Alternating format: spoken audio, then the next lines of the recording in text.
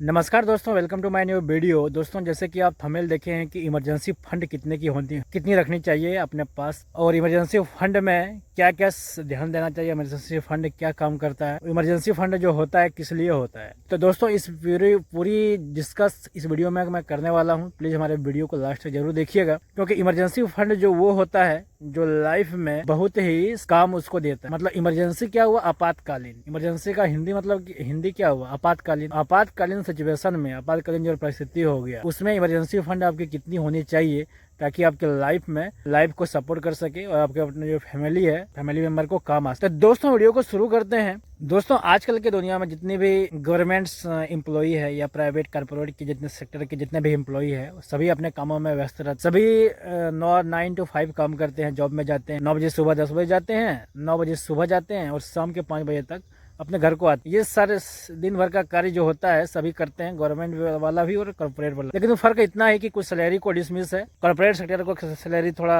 कम दिया जाता है, जबकि मुकाबले गवर्नमेंट सेक्टर के आदमी को थोड़ा अधिक दिया है। लेकिन हमारे समाज में धारणा बन गई है कि गवर्नमेंट सेक्टर का जो एम्प्लॉई है, जो कर्मचारी है, बोले तो जो लोग हैं काम करने वाले गवर्नमेंट में, उनकी सैलरी और उनकी जो वहाँ पे जो बना हुआ है उसको अस्थाई माना जाता है और उसका अधिक वैल्यू दी जाती है, अधिक वरीयता दी जाती है हमारे समाज में। और हमारे समाज क्या, प्रत्येक समाज में यही होती है कल्चर, जो गवर्नमेंट को अधिक प्रीफर करते हैं। तो दोस्तों, बात तो सही है, गवर्नमेंट जो जॉब है वो अधिक प्रीफर क्यों करते हैं? क्योंकि वो एक अस्थाई है, परमानेंट है, प्लस आपको नौकरी से कभी निकाल नहीं सकता है।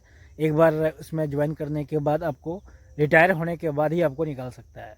बहुत रेयर केस में ऐसा निकालने का मतलब नौबत आ जाता है तब निकाल सकते। लेकिन प्राइवेट सेक्टर में इसका अपोजिट बोलते तो जरूर सही होगा, क्योंकि अपोजिट इसलिए बोलते हैं क्योंकि कॉर्पोरेट में यह आपको अस्थाई मतलब अनस्टेबिलिटी बोल सकते हैं इसको, कभी भी आपको निकाल सकता है, कभी भी आपको नौकरी से डिसमिस फ्रॉम जॉब हो सकता है। लेकिन गवर्नमेंट में ऐसा नहीं होता। तो दोस्तों, ये सब बात तो आप लोग जानते ही होंगे, जैसे मैं बता रहा था गवर्नमेंट और प्राइवेट क्या होता है, उसमें क्या लाभ क्या हानि है। लेकिन दोस्तों, इमरजेंसी फंड के बारे में जैसे कि बोल रहे थे कि इमरजेंसी फंड आपके पास कितनी होनी चाहिए। दोस्तों, जैसे कि आपकी सैलरी है, कुछ भी अमाउंट मान लीजिए, जैसे कि 50,000 है, और उसके आपके जो ज़रूरतमंदों की चीज़ है जिससे आपका घर चलता है, जिससे आपका राशन पानी चलता है, स्कूल की फीस चलती है, आपकी मतलब मेडिकल चलता है, मेडिकल के दवाई, जितने भी खर्चे हैं, उस हिसाब से आपका अगर खर्चा 20,000 या 50,000, सॉरी 50,000 तो सैलरी है, अगर आपका खर्चा 25,000 भी होता है मंथली, तो उसके हिसाब से मानिए आप 6 महीना, कम से कम 6 महीने का सैलरी आपको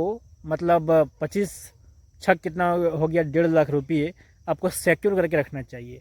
या तो बोले अगर आपका सैलरी है ₹1,00,000 या ₹1,00,000 प्लस है, लेकिन आपके खर्चे हैं 50,000 रुपये, 65,000 रुपये, तो उस गुना को उस हिसाब से 6 महीना को मल्टीप्लाई कर दीजिए।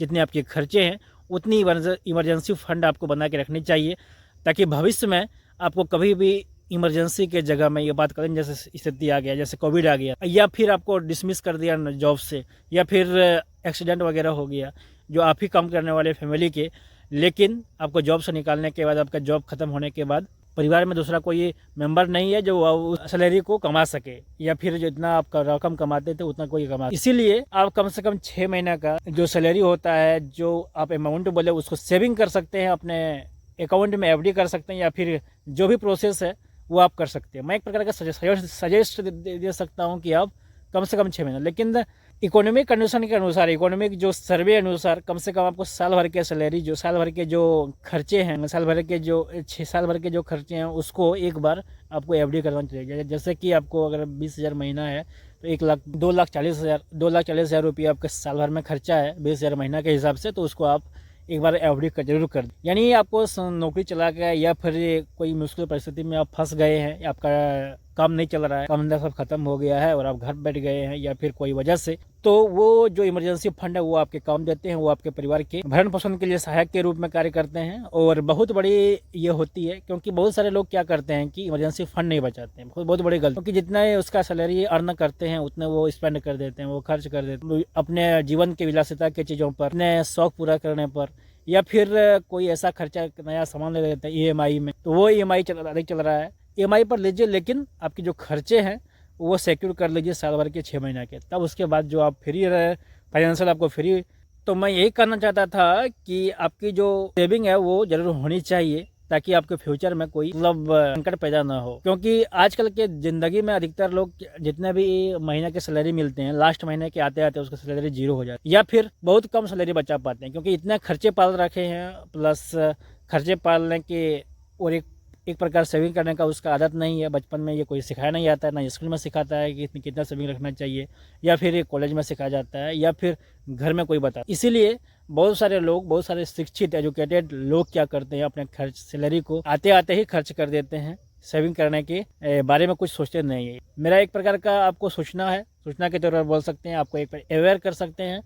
लेकिन आप अपने अनुसार सैलरी के अनुसार आप अपना सैलरी के अनुसार सेविंग जरूर कीजिएगा, ताकि आपको फ्यूचर में काम दे। दोस्तों कैसी लगी हमारी वीडियो, आशा करता हूँ कि बहुत अच्छी लगी होगी। अगर अच्छी लगी होगी जरूर हमारे वीडियो को लाइक कीजिएगा, सब्सक्राइब कीजिएगा, और मिलते हैं बहुत जल्द अगली वीडियो में। Thank you.